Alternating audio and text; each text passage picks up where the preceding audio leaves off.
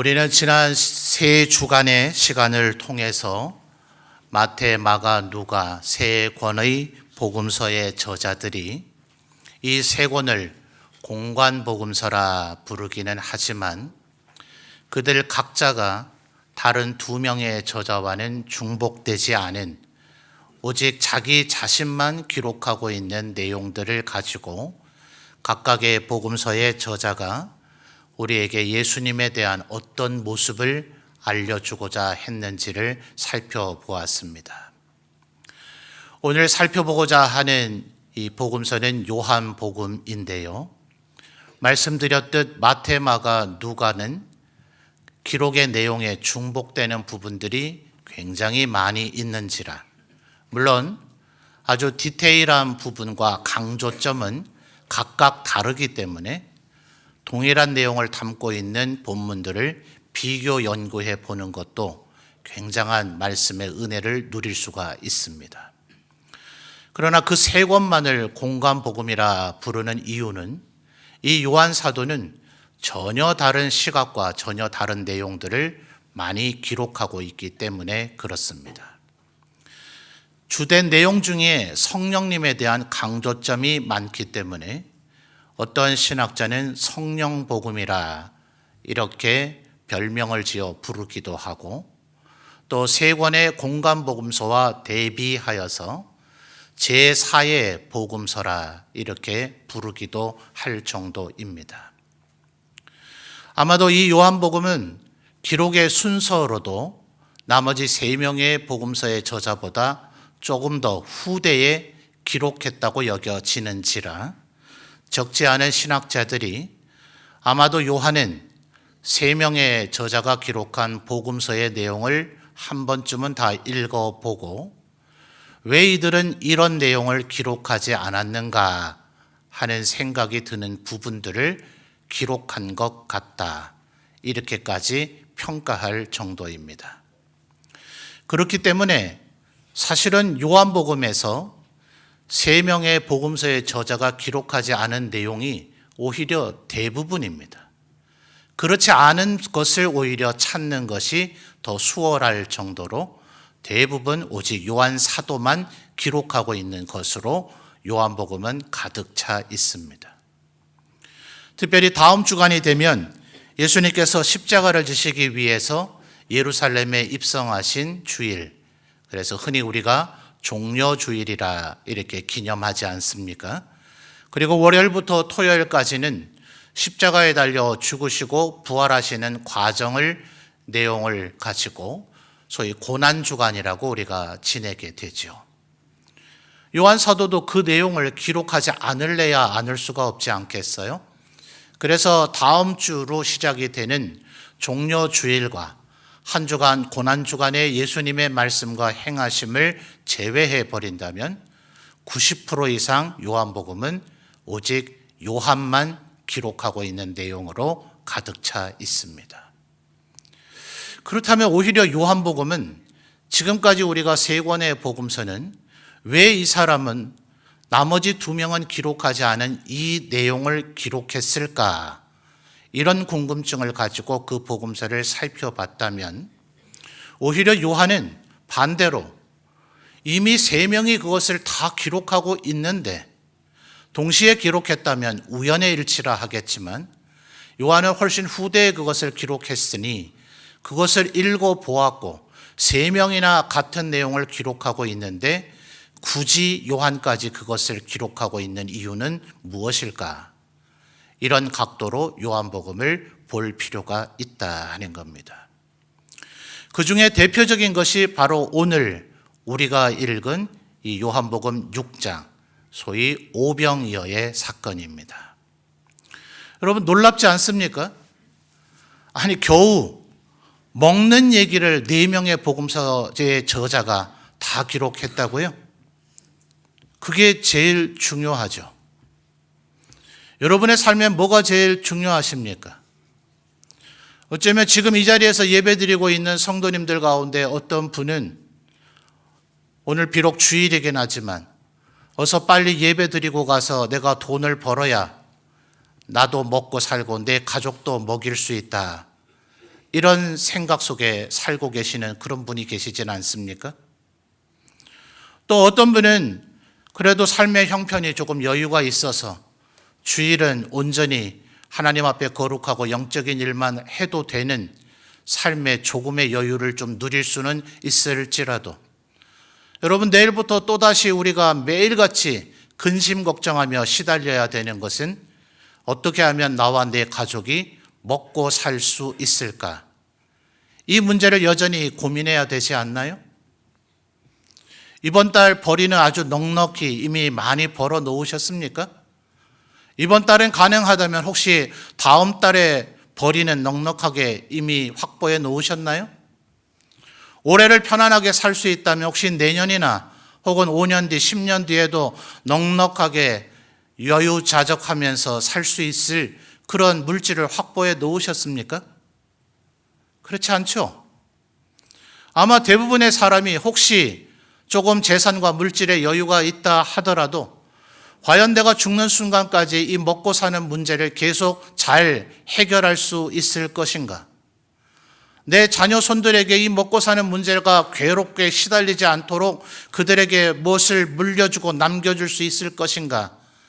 우리 이것이 인간 모두의 영원한 숙제 아닙니까? 여러분, 사람들이 하나님께서 허락하신 천수를 다 누리지 못하고 비극적으로 세상을 떠난 사람들이 지난 역사의 기록 속에서 어떤 유형의 사람들이 제일 많을까요? 뭐가 떠오르십니까? 전쟁, 그리고 질병. 아마도 우리의 머릿속에는 주로 이 얘기들이 많이 떠오를 거예요.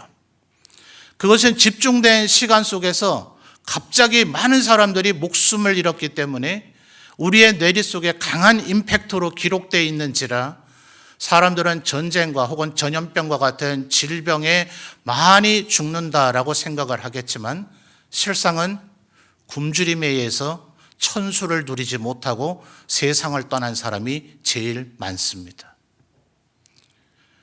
기록된 인간들의 역사의 그 기록들을 하면 오늘 지금 이 순간에도 그래서 우리 기독교 NGO 가운데 복음만 전하는 것이 아니라 먹고 사는 것까지도 도와주는 것을 해야 된다는 기아대책이라고 하는 선교 단체가 주요한 선교 단체 중에 하나로 랭크되어 있을 정도로 지금도 여전히 먹고 사는 문제는 우리에게 아주 절박한 문제라 하는 겁니다. 그러니 여러분, 이 4명의 복음서의 저자가 이것을 정말 기록할 만하지 않습니까? 모두 다 먹고 사는 문제가 아주 어려운 상황으로 살아가고 있는데 예수님께서 완벽하게 그들을 먹이신 거죠. 어떤 내용으로 기록되어 있나요? 예수님께 말씀을 듣기 원하는 사람들이 모여들었습니다. 모든 일이 일어나고 난 이후에 결과를 기록한 내용들을 보면 장정들만 5,000명이 모였다 하고 그 자리에는 여인들과 아이들까지 있었다 하니 학자들은 보통 약 15,000명에서 2만 명가량이 모였을 것이라고 얘기합니다. 자, 이 사람들이 모여 앉으려고 하면 어느 정도의 확보된 공간이 있어야 되겠죠. 그러다 보니 예수님께서 이 15,000명 이상 되어지는 사람에게 말씀을 전하신 곳은 민가에서 조금 떨어져 있는 장소입니다. 예수님도 말씀을 그치지 않으셨고 이 사람들도 예수님의 말씀을 많이 듣기를 원했는지라 시간이 엄청나게 오래 갔으므로 이 사람들은 전부 다 굶주리게 되어져 버렸습니다. 이 문제를 어떻게 해결할 거예요? 말씀드렸듯이 민가에서 멀리 떨어져 있기 때문에 그 근처에는 먹을 것을 장만할 방법이 없습니다. 또 민가가 있는 곳까지 가서 먹을 것을 구해 오려고 해도 그 많은 사람의 음식을 장만할 돈이 없습니다. 돈이 있다 하더라도 만약 그곳에 갔다면 누가 15,000명 이상의 사람이 먹을 음식을 미리 장만해 놓은 사람이 어디 있겠어요? 오늘이라면요, 여러 음식들이 대량 생산이 되어져서 또 저장과 보관 시설들, 냉장 기술들이 발달해서 어디를 가든 꽤 많은 양의 음식을 살 수 있겠습니다만 지금도 갑자기 어디를 가서 15,000명의 음식을 좀 주십시오. 1,000만 금을 가지고 와도 누구도 주지를 못할 겁니다. 그런데 예수님께서는 그것을 해결하셨죠. 어느 정도로 해결하셨습니까? 얼마나 배불리 먹었으면, 여러분 그렇지 않아요? 12광주리를 모았다 하는데 가끔 가족, 친척, 친지들과 함께 불판에서 고기를 구워 드셔보십니까? 처음에는 어때요? 아니, 분명히 옆에 쌓아놓은 고기가 넉넉히 있는데도 불구하고 덜 익어도 막 집어먹죠. 누가 뺏어 먹기라도 할 것 마냥 그렇게 허겁지겁들 먹다가 나중에는 불판 위에 고기가 다 타버린다 하더라도 먹질 않죠. 왜요? 배가 불러버렸으니 더 먹으면 탈이 날 테니까 이제는 먹지 않는 겁니다. 예수님께서 그들을 얼마나 완벽하게 배불리 먹으셨으면 그들이 먹고 난 그 찌꺼기들, 남긴 것들만 긁어 모았더니 무려 12광줄이나 되었더라.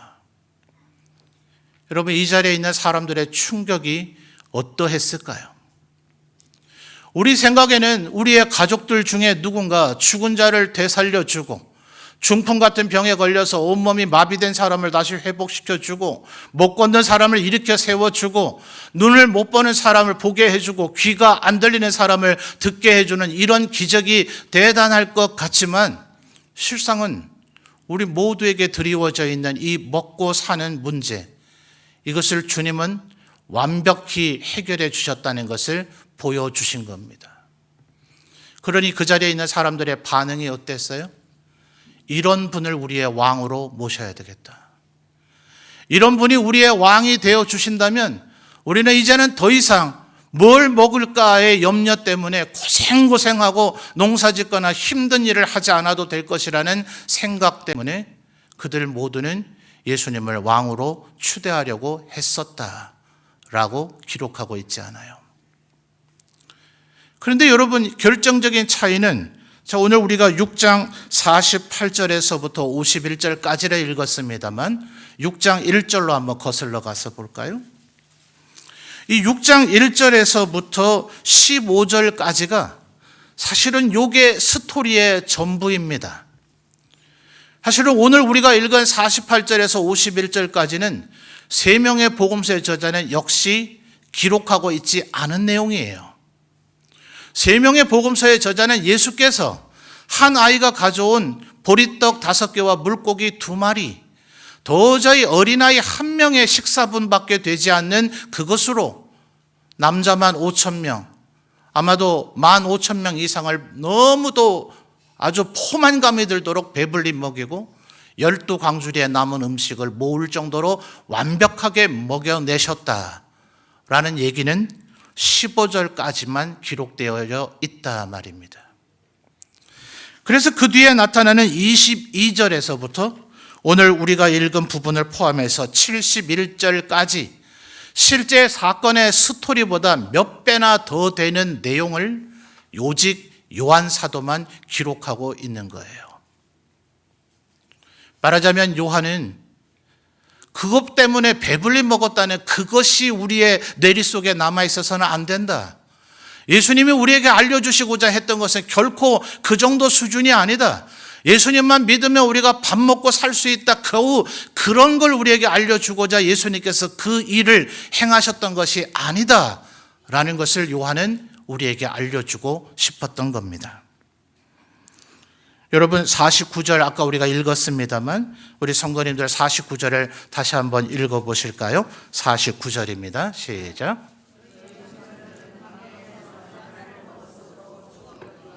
아멘.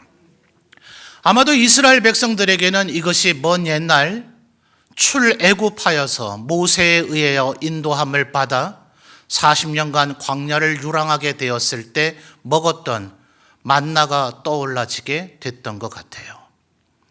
그때의 형편도 비슷했지 않습니까? 매일같이 한 곳에 정착해서 살 수가 없이 무려 40년 동안이나 광야를 계속해서 유랑해야만 했습니다.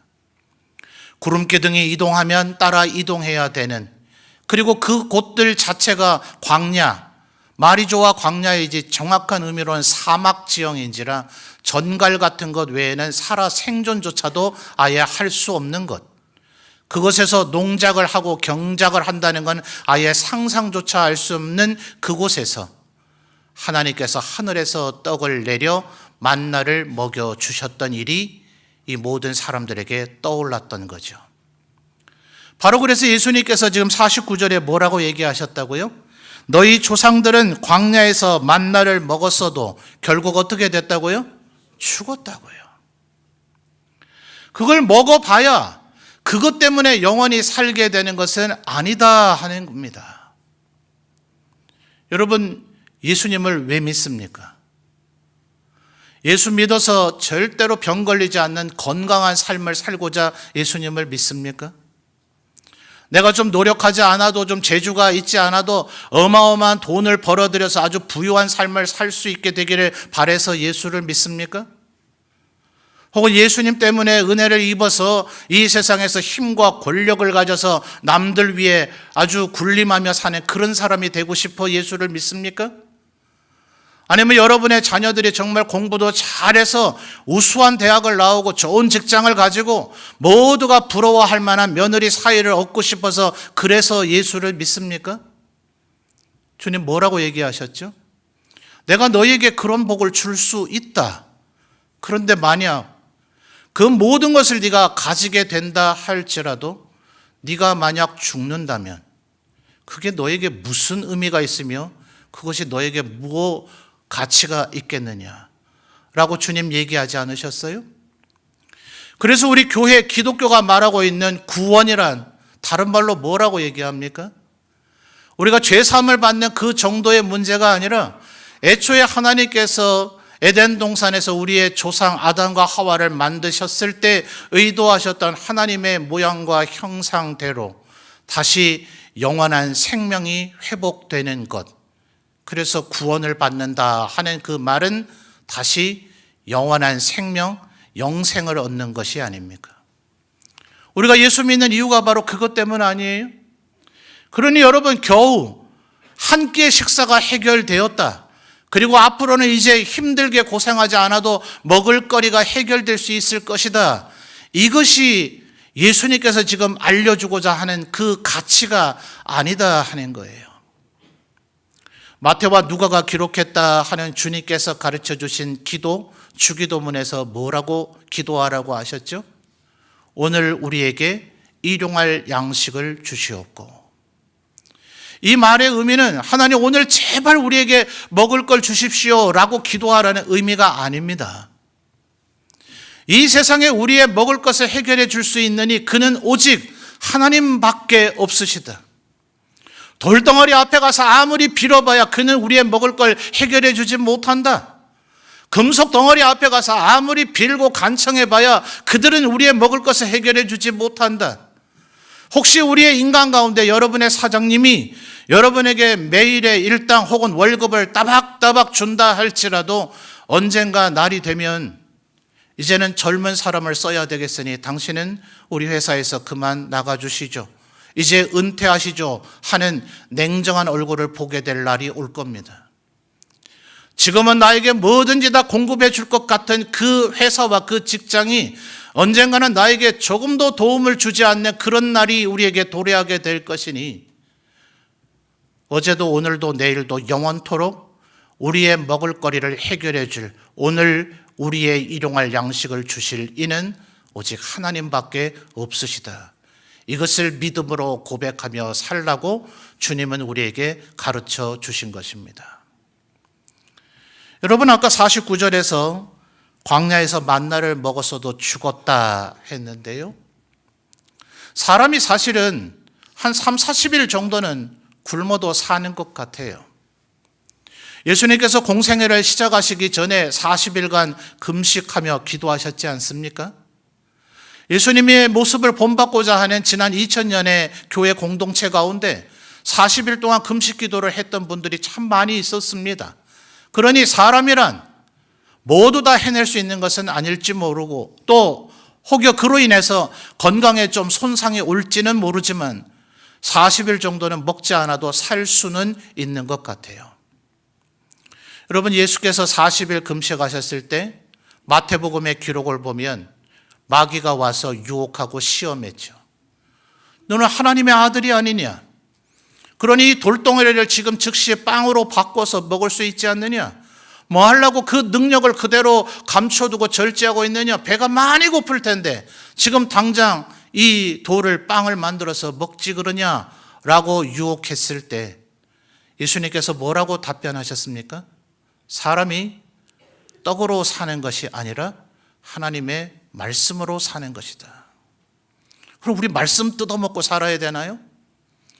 아마 예수님께서 인용하신 그 말씀만 우리가 생각한다면 사실 잘 이해되기가 어려운 말씀입니다.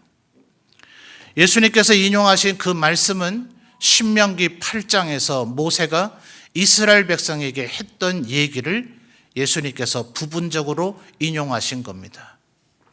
모세는 이스라엘 백성들에게 뭐라고 얘기했나요? 하나님께서 너희에게 만나를 주신 이유는 그 만나 먹고 살라고 하신 것이 아니라 내일도 아무것도 없는 이 광야에서 하나님께서는 반드시 우리에게 만나를 주실 분이라는 것을 믿고 의지하고 살라고 주신 것이 아니냐라고 얘기했었다는 사실입니다.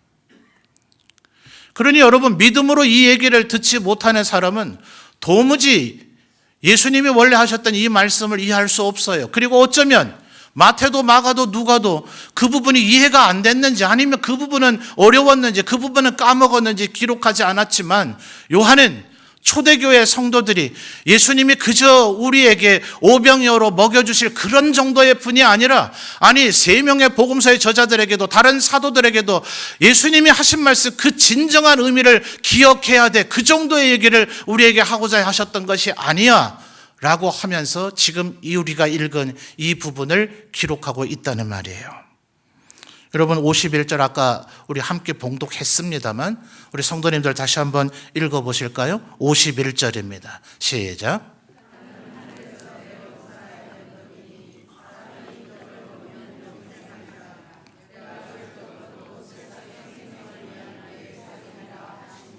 아멘.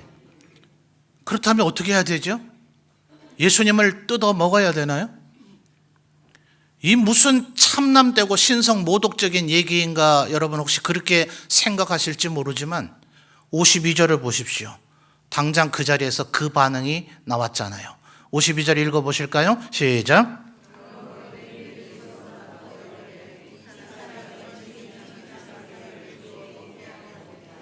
아멘.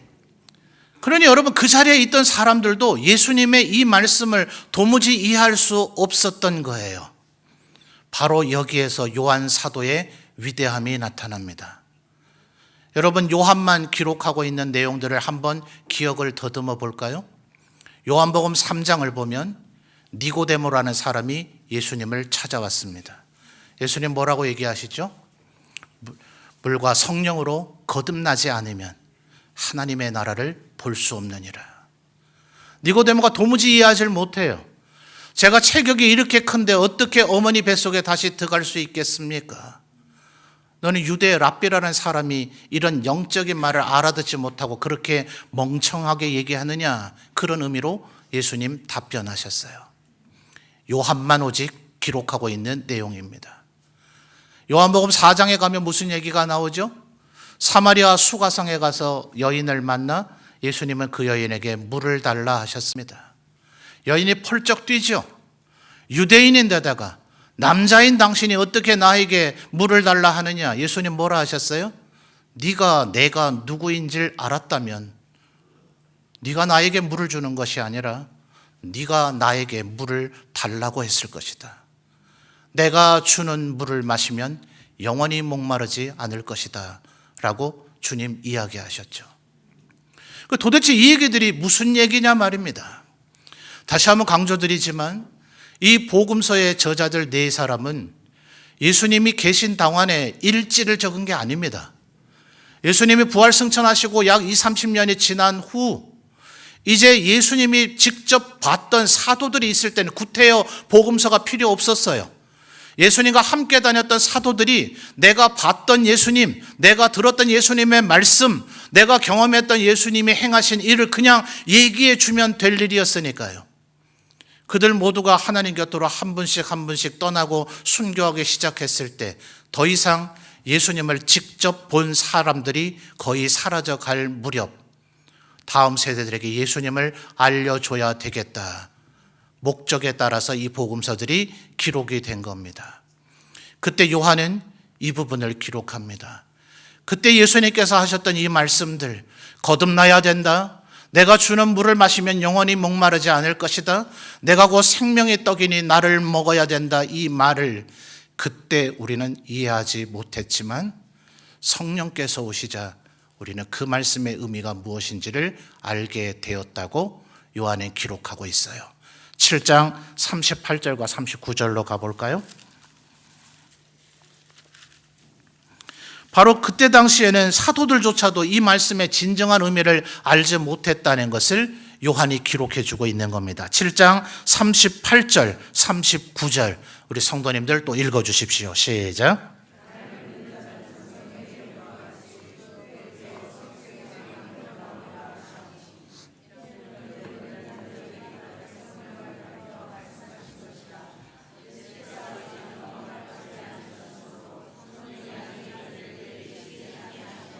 아멘.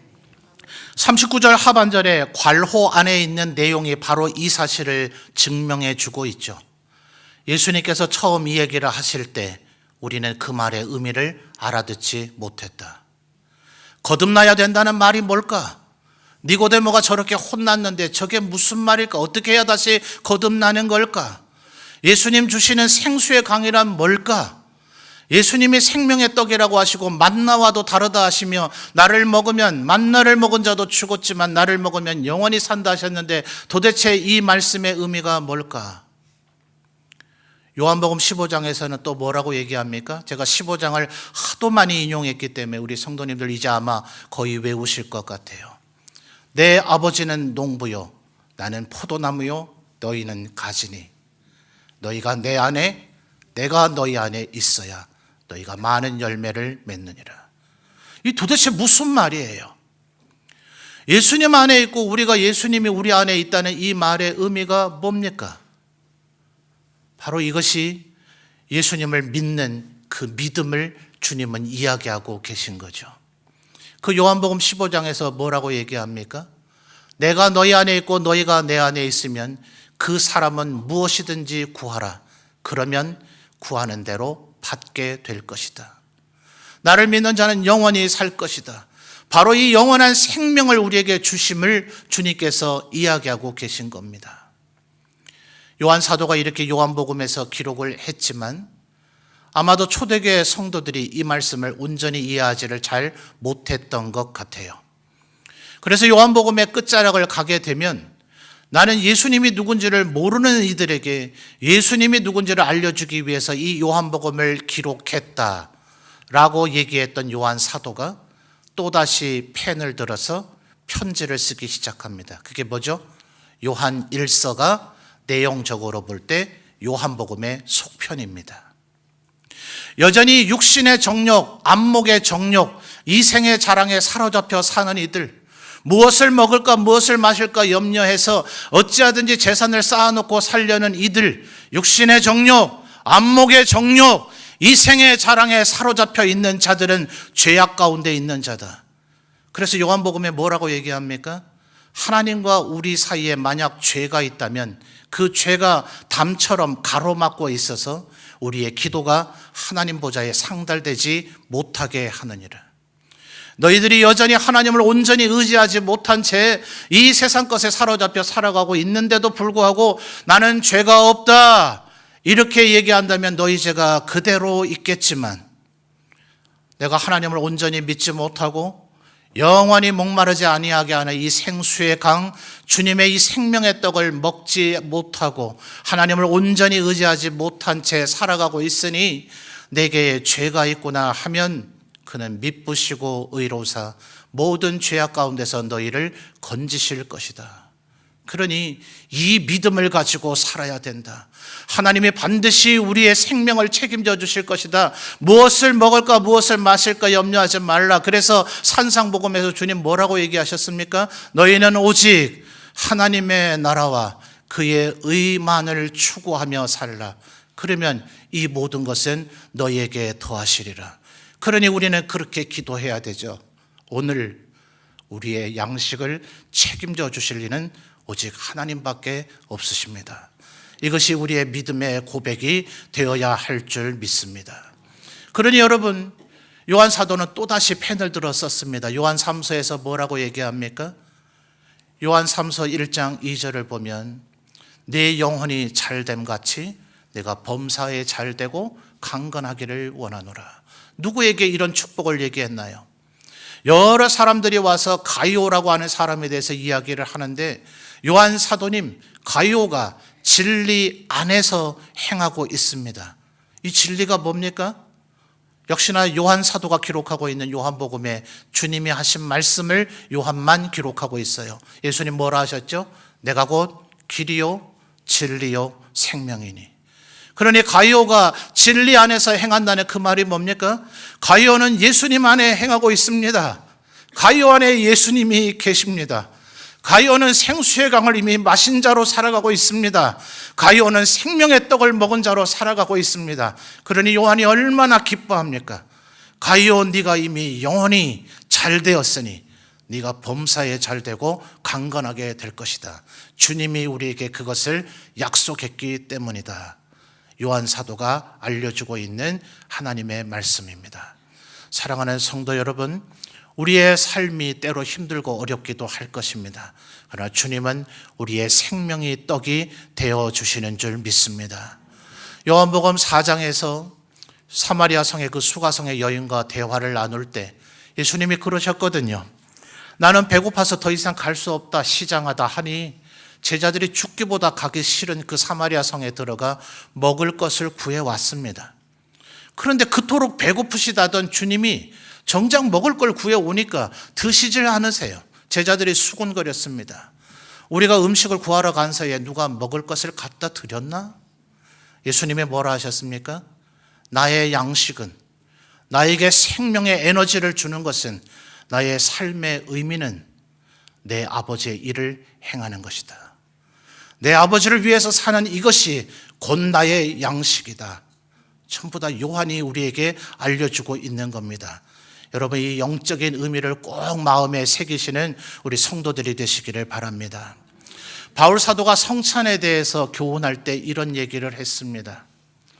만나를 거두어 드릴 때에도, 그때에도 어떤 사람은 너무나 부지런해서 내일도 주님이 만나를 주신다고 약속하셨는데 안식일 하루 전날은 이틀분을 거둬드려야 되지만 평일날에도 많이 거둬드렸습니다. 어떤 사람은 게을러서 그랬는지 부지런히 뛰어다니질 않았는지 어떤 이는 너무나 적게 거두었습니다. 그런데 바울 사도는 구약의 그 사건을 가지고 논평하면서 얘기하기를 주님은 넘치지도 부족하지도 않게 만들어 주셨다.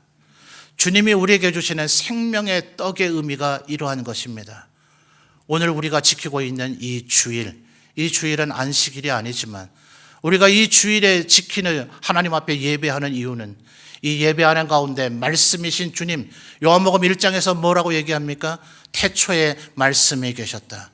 그분이 성부 하나님과 함께 온 천하 만물을 창조하셨다. 예수님, 그분은 곧 말씀이시다. 요한복음 15장에서 너희가 내 안에 내가 너희 안에 있다 하는 이 말은 내 계명을 지키는 것이요 내 계명은 서로 사랑하라 하는 이것이다. 그러니 하나님의 말씀을 붙잡고 그 말씀을 신뢰하고 그 말씀대로 순종하는 것이 우리의 유일한 삶의 이유요 살 길이다라는 것을 믿는 시간, 그것을 다시 고백하는 시간, 그것이 다시 우리에게 충만해지는 시간이 이 예배 시간이기 때문에 우리는 주일날 주님 앞에 모여 다시금 생명의 떡을 먹고자 이 자리에 있는 것입니다. 그러나 우리 가운데 연약한 이들은 이 생명의 떡의 의미를 알지 못하므로 우리의 주일이란 나만 배불리 먹고 나만 은혜 충만해지는 것 아니라 우리의 연약한 다음 세대들 말씀으로 생명의 떡으로 가르치고 우리의 연약한 성도들 생명의 떡으로 권면하며 우리 모든 성도들이 한 사람도 줄이지 아니하고 만나를 먹었던 것처럼 한 사람도 줄이지 않고 이 생명의 떡으로 영원한 생명을 얻을 수 있도록 서로를 끊임없이 사랑하고 섬기는 것, 내가 너희에게 이렇게 행했으니 너희도 이렇게 행하라고 본을 보여주려고 너희의 발을 씻었느니라. 이 또한 요한만 기록하고 있는 내용입니다.